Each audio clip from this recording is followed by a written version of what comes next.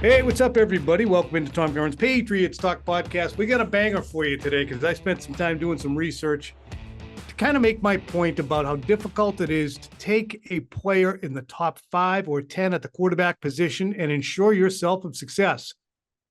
I'm going to go through my findings and talk about them with Phil, who is excellent, as good as there is in the market, probably at this juncture, as good as there is in the country, in having reasoned opinions that are buttressed by fact, but also interspersed with passion. And that's why I like Phil, because I'll go off half-cocked. But the beautiful thing about me being half-cocked, I'm intuitively insightful. And even when Phil tries to bring me around, I'm probably still right. But before we get to that, I want to say this. Oh, we got Alec Lewis, too, from The Athletic. He will join us to talk about KJ Osborn, the ad from the Minnesota Vikings. Alec Lewis covers the Vikings, and we'll also obviously talk a little bit about what the Vikings intend to do with all those picks. Before I bring in Phil, I want to read you a little something that I wrote about Eliot Wolf. I say, hey, Eliot, you're the Patriots de facto GM, but you're on audition. You're a temp, and you just flailed around on the open market in the first wave of free agency. Now you got the 3rd overall pick. How are you going to play this? Safe? You take the quarterback, it buys you time. And then you don't have to worry about someone like Drake May being passed on and then turning into Michael Jordan someplace else. If you just do what everyone's been saying to do for months and take a quarterback, that's the safe thing. You know what takes guts and brains, though? Admitting your roster situation is so bad you're not ready to add a quarterback. You don't have the guts to tell everyone there's no Christmas, because you have to pay the electric and the grocery bills. Or do you, Eliot? But I'm going to tell you, trading out takes guts and brains. If the Patriots want to be the Jets, all they need to do, my friend, is keep on screwing up those quarterbacks. They got one pelt on the wall already, actively screwing up Mac Jones. They can put another pelt on the wall now. Just plunk a new guy into this rebuild before the team's ready for him. Eliot, are you afraid of missing out on a legend? Because I'll tell you this, the greatest legends, the greatest winners were taken in the 6th, 3rd, and 9th rounds. That's Brady Montana Unitas. If the soil isn't fertile, Eliot, the legend won't grow. That's timeless logic. Phil? That is timeless logic. And I think it applies to gardening.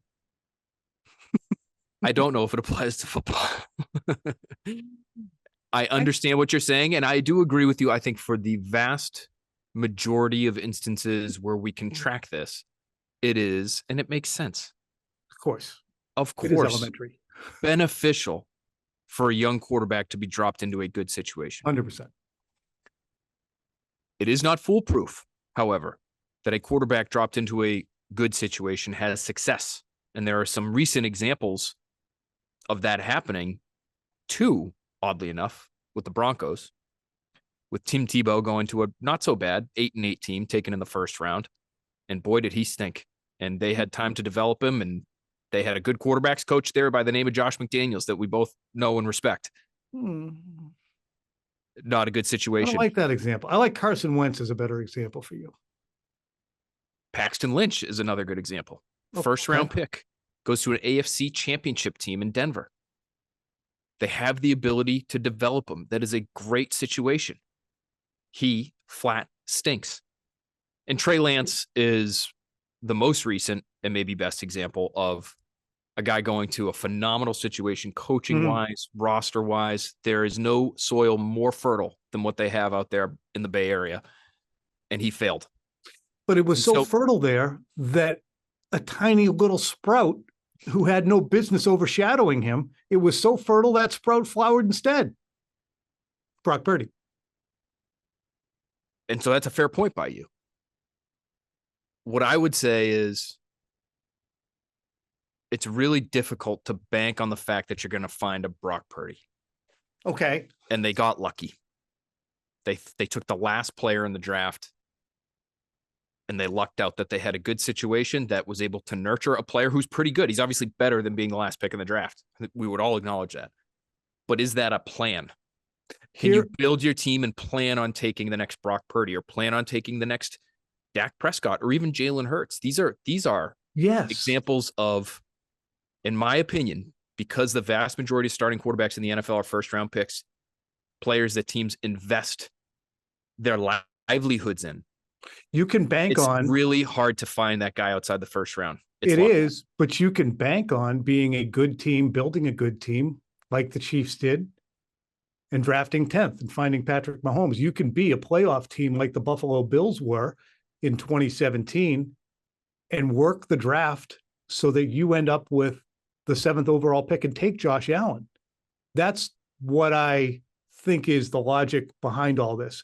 Are the Patriots a critically bad situation? That to me is one of the greater questions that I think Wolf has to address. I think they all have to look themselves in the mirror and say, I don't give a shit about the banners and the dynasty and the Lombardis and who we think we are. We're the worst offense in football.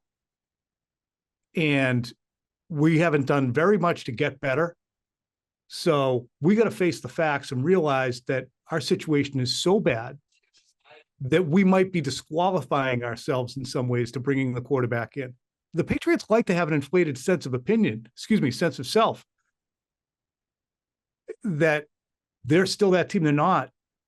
They are 3 out of 4 years under 500. It's going to be 4 out of 5. It might well be 5 out of 6. They're a bottom feeder. They have done they've done the work to get there. Do you agree that they are by definition, a bad situation in the same context of a Carolina, a New York Jets type of thing? I still think that, go ahead. Yeah, sorry. No, I do. This is a bad situation. It's a bad situation. What's interesting about their situation, I just was looking at some of these teams more in depth in the rookie situations that these rookie quarterbacks stepped into. The situation that the Patriots actually kind of reminds me of is Buffalo's. And I know Buffalo's record in 2016 was actually pretty good, significantly better than the Patriots this past year. But their offense was Tyrod Taylor. So disgusting. It was their best players in 2017 offensively in that huddle with first Tyrod Taylor and then Josh Allen were Shady McCoy at running back, who's a good player. And maybe I'm underrating Shady McCoy, but would I be crazy to put Ramondre Stevenson now in sort of the same category in terms of where he sits in the position overall across the league? So arguably your best player is a running back.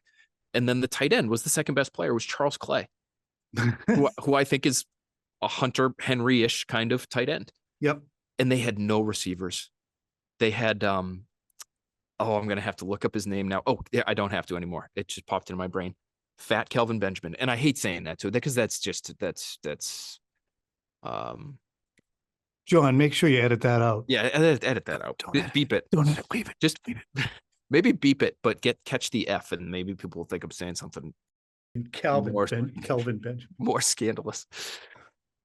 But not a great situation. One that he pushed through, and this is always my counter when we have this discussion. I love this discussion because there's so many great points, I think, on both sides.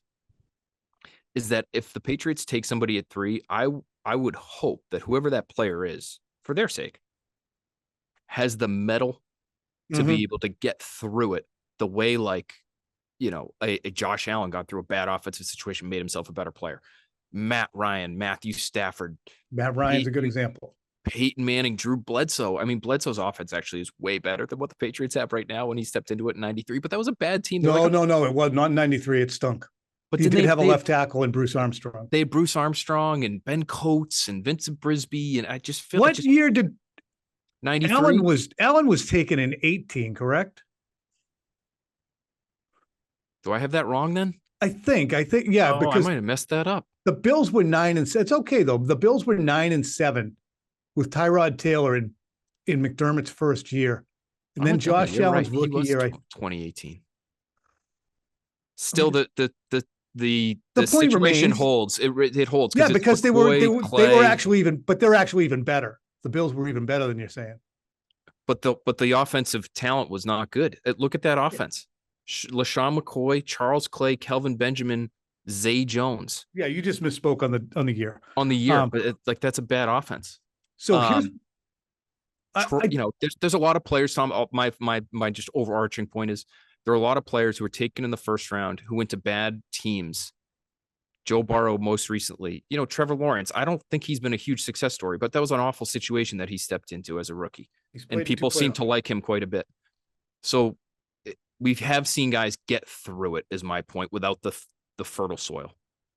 You know what we're going to do for everyone? Instead of talking conceptually and using our noggins to think back, we're going to go right through 32 players drafted since 2017 in the first 2 rounds. And we have some outliers too. I did this exercise on Monday night. It was really, you get into these things, you're like, oh my God, really? Wow. So it was fascinating to do. And I use something called approximate value, AV. It's on Pro Football Reference. It's the website that I think most football media and fans use as their site of historic and statistic things. It's the best place to go to find the history. And they do something called AV. And I'll just give you a quick summation of what AV is. Not meant to be an end-all be-all metric. This is from the website itself. They can't come close to capturing all the contributions, but each year a player is assigned a number value for his season based upon a number of different factors. And when you look at AVs, which I have for years, they hold true. A guy's season at the end of the year, he gets an AV, an approximate value. And they're pretty steady. So let me go through the top 5 here. And this is interesting because consider where these top 5 quarterbacks since 2017. These are guys who were drafted since 2017. Number 1 among those quarterbacks is Patrick Mahomes. No surprise. He was taken 10th. His AV average is 15.6. Number 2, Lamar Jackson. He was taken 32nd. His AV average, 15.5. Josh Allen, 3rd. He was the 7th overall pick in 2018, as we discussed. 15.3 is his average. Jalen Hurts, next. 53 was when he was selected. His AV is 15. He had a high of 20 in AV in 2022.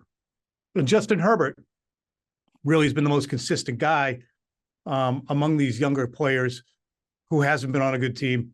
He was the 6th overall pick. His AV average is 14. Same, though, as CJ Stroud, who got a 14 last year in his first year with the Texans. So it computes those first 6, doesn't it? But what does compute for me is 5 of the 6, including Stroud, went to the playoffs or have been playoff quarterbacks. 4 of the 6, in terms of Mahomes, Jackson, and Hurts, were taken 10th or lower. Nobody taken in the top 5 except for CJ.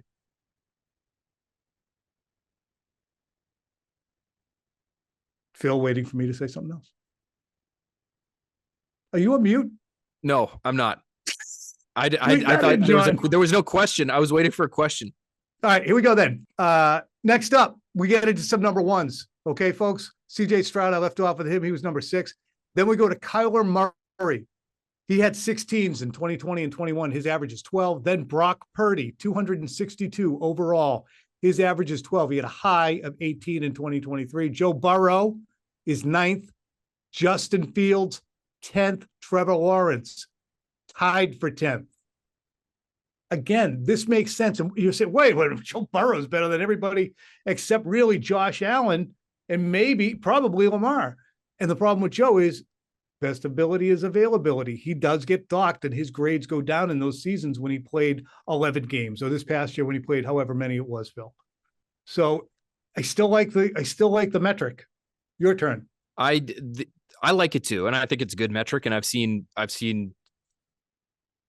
in addition to the really smart person I'm talking to right now, other really smart people use AV as a good way to value these players.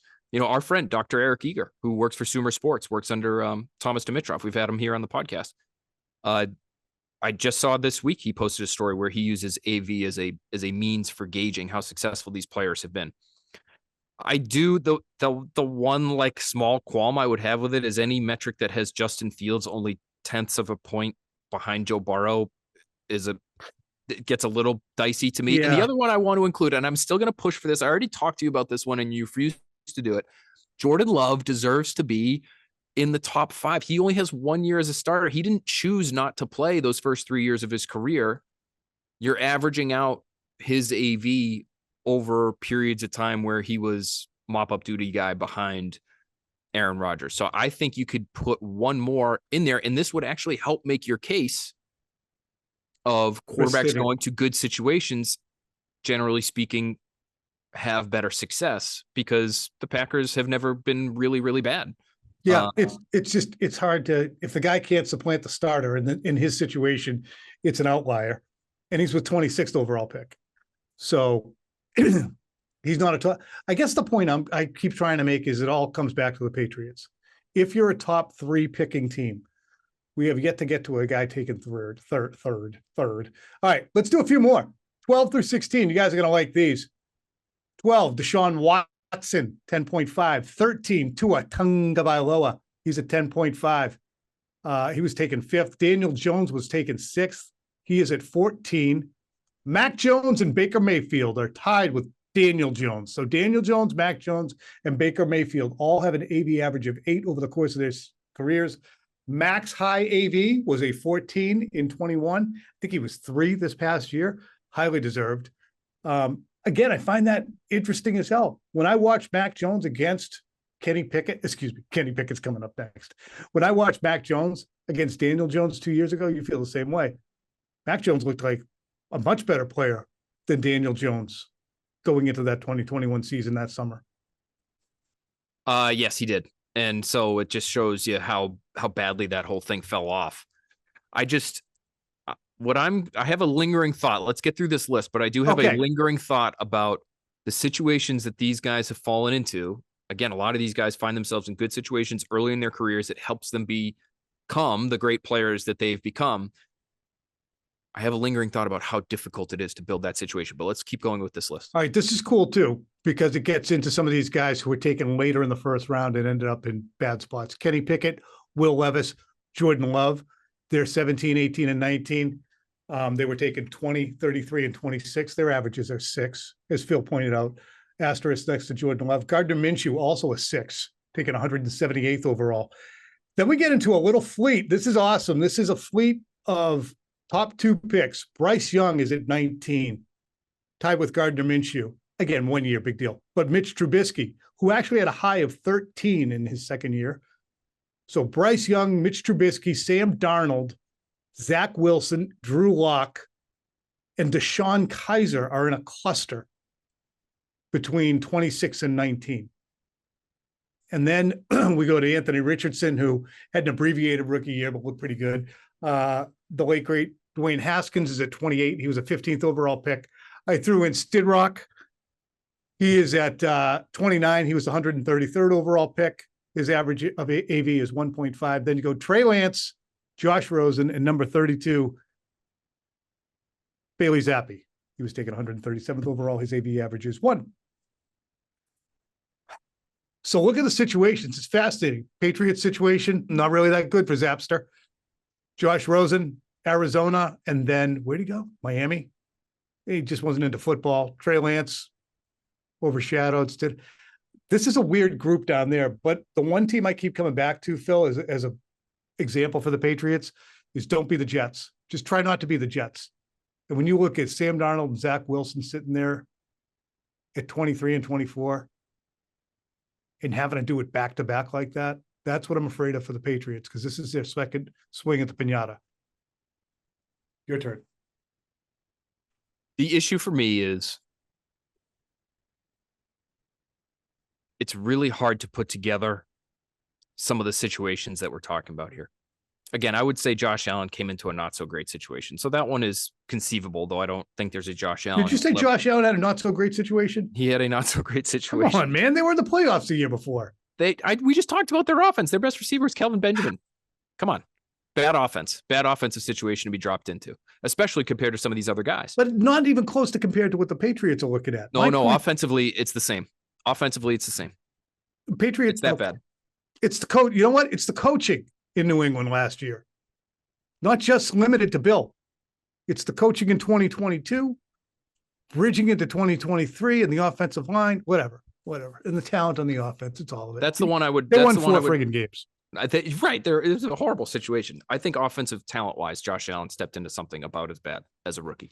However, These other guys, clear, and I would include Justin Herbert on this, even though his team wasn't all that successful. He had Hunter Henry, Keenan Allen, Mike Williams, Austin Eckler, all in the same offensive huddle when he came into the league. That's a great offensive situation that I think has helped him and he finds himself his career in a good way. And finds himself at number 5. The highest drafted player in the top 5 is Justin Herbert.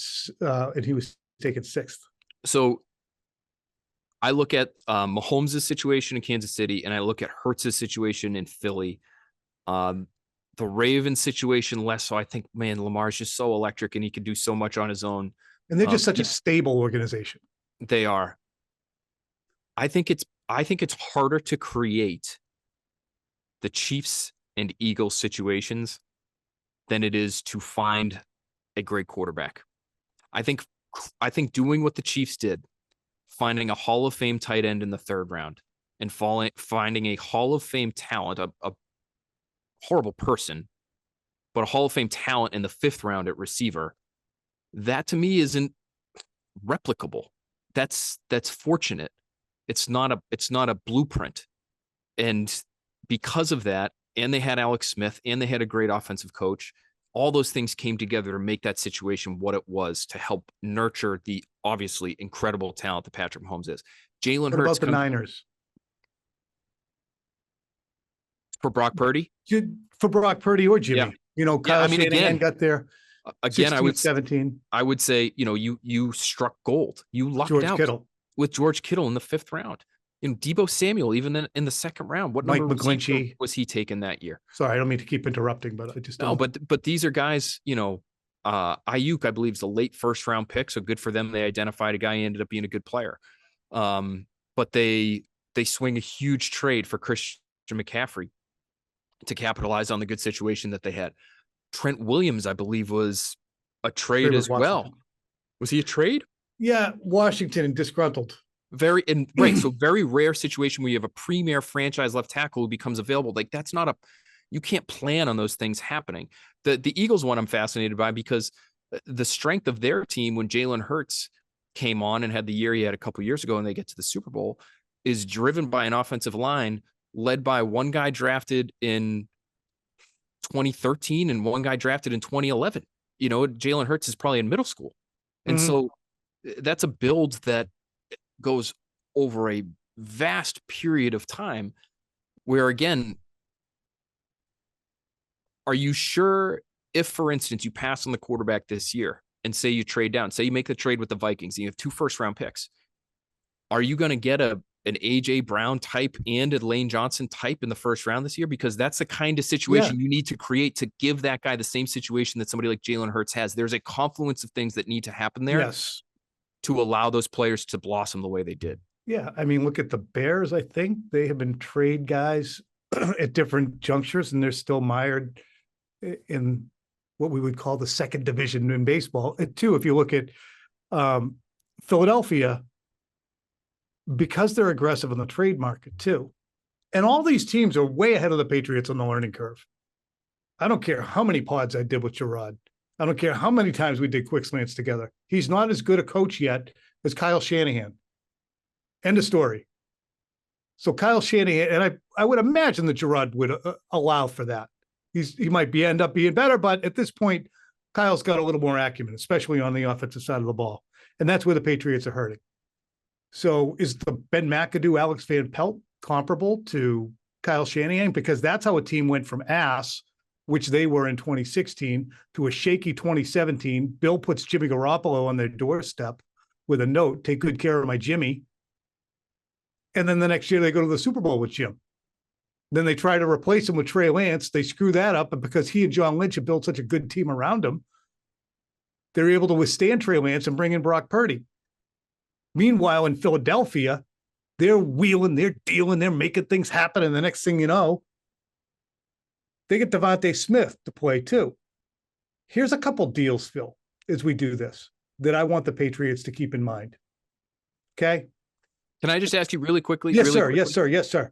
You having fun with this? I hope we're not losing people. I am. Do you trust that the Patriots are going to be able to, in the next couple of years, find the kind of all-pro talents that they need at critical positions to be able to uplift whatever quarterback falls off the quarterback tree, to use your term, to take that player to the kinds of heights that they will need to actually truly be a contending team. Yeah, I do. And here's the reason. I think that the Patriots scouting and player personnel has been weak by and large. We can find outliers like Onwenu, like Duggar, second round from Lenore Ryan. Why am I blanking on Demario Douglas? And there's others, Christian Gonzalez, great picks.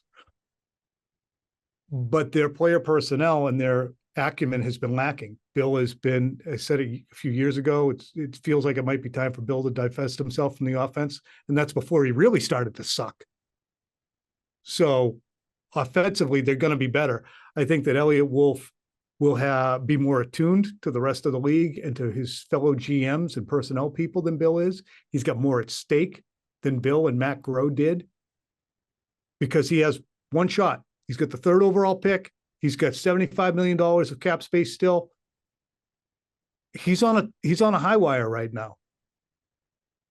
Bill was established. Bill was sometimes in the continental United States at the start of free agency, sometimes not. You do it, Nick. I'll come in at the last second and take a look at some stuff. I'm overstating. But the upshot is, I have more faith in Eliot Wolf and his group being aggressive, attacking, and projecting what they want to be over the next 3 or 4 years than I do 72-year-old Bill and somebody who is in virtual mental lockstep with Bill because they feel they have to be in Matt Groh going forward, with Bill saying, I just need to break the Shula thing. Eliot Wolf needs to rebuild the Patriots to what they were. So that's why I trust him. Long way of saying that, but it's going to segue after you answer that into the trade conversation. Phil. I trust that he'll be better. I agree with you there. I think it's asking a lot to hope that you can land multiple Hall of Fame talents in back-to-back drafts, which is kind of what the Chiefs and the Eagles and some of these other teams that have been able to drop in, and the Niners have been able to drop in quarterbacks. The Niners defensively, like they struck gold on, Fred Warner as a third round. And they still don't have a Super Bowl. I mean, that's right. They still don't have a Super Bowl. And, the Chiefs are truly right there with the Patriots of the aughts and the tens. They deserve to be thought of that way. Yeah. But those are outlier teams. I'm just talking how the Patriots get themselves to a 10, 11, 12 win team. And I think trading down is a good way to do that. You want to hear some of these trade downs? Yeah, give me some trade downs. Yeah, should we get off? No, I like this is good. Let me give you a couple examples. Dolphins trade down. Okay. This was in 2021. The 49ers traded up from 12 overall to 3rd. Miami, in turn, took the 12th pick from San Fran. They took a 3rd round pick from San Fran, and they took 2 more first rounders. So you get 3 first rounders. And then the Dolphins traded the number 12, and they did some stuff with it involving the Eagles, which the Eagles leapfrog. But that's a bounty. So Niners went from 12 to where the Patriots are at 3, and the Dolphins cleaned up. Eagles, meanwhile, following off of that, I shouldn't do this. It's too confusing. The Eagles basically ended up flipping. I'm just going to read this. The Eagles on Friday agreed to acquire 12 in the 2021 draft, a 4th round pick, and a 2022 first rounder from the Dolphins in exchange for the 6th overall pick and a 2021 5th. The Eagles have 11 picks in the 2021 draft and are lined up to have 3 first round picks in the 22 draft. This is too confusing for people. Their own Miami. Again, Philly on the other side of that trade, they used the 6th to get Devontae Smith. The Bears last year traded down with Carolina. Okay. So Bears were 1 overall. Panthers came up and took the number 1 pick, and they sent to the Bears 9, 61, a first round pick this year, which the Bears are using to take Caleb Williams, a second-round pick next year, and DJ Moore. So the Patriots are sitting there with an ability to maybe turn one position into 3 or even 4 players, one draft spot. That's why I love it. And that's why Drake May has to be transcendent, no holes, no qualifiers, no uncertainty. And you just better hope if you do that, you don't end up with Isaiah Wynn. You better hope you don't end up with Isaiah Wynn and N'Keal Harry. Like that. Seriously, that's the risk. That's the risk, because those guys are not sure things. Are they a little bit easier to evaluate than the quarterback position? I think NFL people would say, yeah. Receiver, tackle, like you should be able to, if you really find guys that you identify that you think are great, those should not be whiffs. More often, of course, there's a whiff factor, but you should hit on those more often than not. Cannot get Kevin White. Cannot get Kevin White. Cannot get Robert Gallery. Like Robert Gallery had a nice long career, but he was not a championship winning left tackle. So like that would be my concern, is that you're moving down. You're not guaranteed sure things. Starters are good, but to really make the situation an incredible one, they probably got to be even better than starters. They've got to be these, Jason Kelsey's, Lane Johnson's, Travis Kelsey's, Tyreek Hill's. Well, my concern is you're putting all your chips on Drake May. And I keep saying Drake May because I have a strong belief it's going Williams Daniels. I think that the signals being sent by Washington are indicative. Again, my signals reading might suck. But you don't go and get Marcus Mariota to caddy for Drake May. You have somebody like that for a player like Jaden Daniels. Plus, Jaden Daniels doesn't want to play in the cold. Let's be honest. I don't care what he thinks is cap. But I'm talked out. We have quick slants in an hour, and we still have to get to my guy, Alec, talking Minnesota talk. Oh yeah, we do have to do that. You have more here, but let's save that for the next pod. There's still this, all this stuff is going to hold for another month and a half. Stuff? We got 5 weeks before the draft even gets here. My God. It's going to be like a treadmill stopping. We ended up with Ramadunze? You and I have exact opposite reactions to that, where I think, oh my God, we only have 5 weeks until the draft. Because I view it as I have all this stuff I need to do that I like to do, that I have fun with, but it's a lot. It's a lot. I get it. I get the prototypical Patriots. Prototypical Patriots are starting. Just FYI, if you don't listen to Next Pats, we'll talk about it on Next Pats this week. But we're going to get under the hood next week. Yeah, NBCSportsBoston.com. Quarterback should be out by the time you hear this. Hey, here comes Alec Lewis from The Athletic Minnesota. He covers the Vikings, does a bang-up job, and boy, is he articulate. Check this out. All right, I want to bring in a friend now, Alec Lewis, who covers the Minnesota Vikings, who are now very much in the forefront of people's minds. He is with The Athletic. And Alec, thank you for joining us. Let's get right to it. KJ Osborn, what did the Patriots just sign? Yeah, phenomenal human, first and foremost. I mean, obviously, Patriots fans are probably looking forward to me talking about his ability on the field, but I just have to start there. Like, he was and is one of Justin Jefferson's best friends. Like, I'll start there. Justin really trusts him. They came in around the same time, really learned under Adam Thielen. And KJ, he just understands the business. He understands offense. He understood the whole time he was here that Justin Jefferson's going to be the priority target. And so for him, he knew that his role had to be blocking. In the run game, it had to be at times running. He would call for the love of the game routes, where he's opening up space on the field for Justin. And he was always okay with that. And there were times, and I've written about this, and I enjoy talking about it because he was so open and so honest, like where he wanted more targets. He wanted more opportunity. And so as I think of why he probably signed in New England, that's got to be first and foremost in terms of priority. But you're going to get a guy who is going to fit in seamlessly in the locker room. He's a leader. He gets it. He went to college for a few years up in Buffalo, so understands that Northeast area. And he will be beloved. That's just who he is. That's who KJ is. So is he going to be a good fit with a developing team, with a new offensive coordinator? Certainly, definitely a new quarterback, perhaps a new young quarterback as well, and a developing wide receiver group. He seems, for what it's worth. It's what goes on the field, but he seems like a high character leader kind of guy.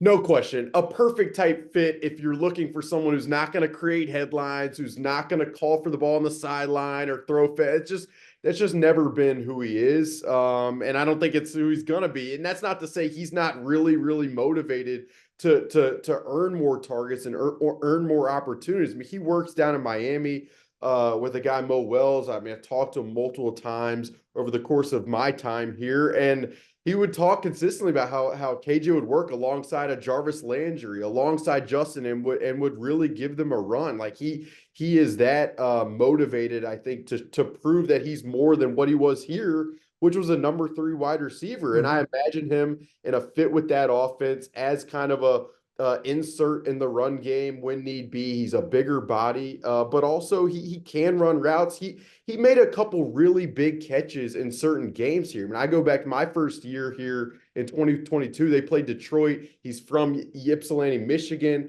and he makes a catch at the pylon to win the game in a really clutch moment. So he has that experience as well. Alec, KJ Osborn seems like a born slot, and a lot of the research you've done have indicated that the Patriots' best receiver right now, Demario Douglas, is definitely a slot. Would he be redundant here? Is he versatile enough to go other places? How will, in your mind, these guys fit together? Versatile enough to go other places without question, and he can provide a real force in the run blocking unit. He's aggressive. He cares to block in the run game. That would be a skill set he could provide.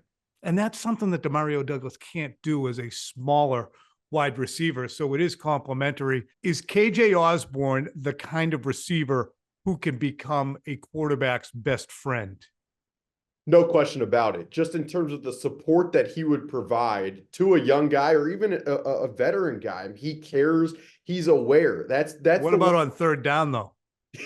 Oh, no question. No question. He is also, Kirk Cousins would say all the time, like, if I can't trust Justin Jefferson and TJ Hockenson isn't open, KJ Osborn is a guy I can find on third down at the sticks, over the middle and on the edge. That's the type of receiver KJ can be. I wonder if they envision him at all to be Juju, who has not worked out for them, who's here for 1 year, has another year left on the contract and more dough for next year. But you know, Juju's a bigger slot. Demario Douglas is a small slot.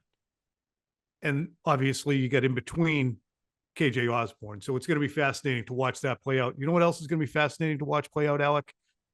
The machinations that the quarterbackless Minnesota Vikings are going to go through, because you cannot have a Ferrari in the garage and be walking around looking for the keys. And that's what the Vikings have right now. Justin Jefferson's the Ferrari. In order to unlock him, you need a top-tier quarterback. Sam Darnold is the quarterback right now. How desperate are the Vikings going to be to get up to get May, McCarthy, or even Daniels?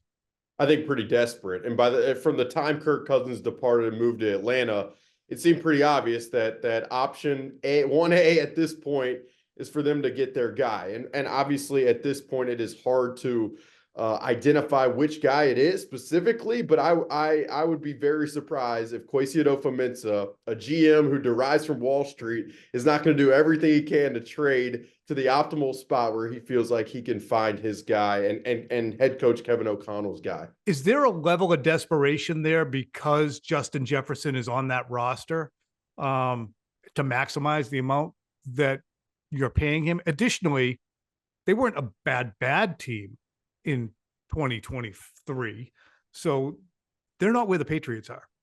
I think there is. I mean, Justin Jefferson, last year, there were extension talks and they ultimately broke off. And Justin's a guy who wants a lot of money, but he also wants to be in a situation where he can win football games year after year. He wants to be a Hall of Famer. He wants to wear a gold jacket. He wants to be relevant, and winning provides those opportunities. And to win, you need a quarterback. So you, no question, to establish and earn his trust, and then also for the GM and head coach entering their third seasons to establish trust with ownership and the fan base.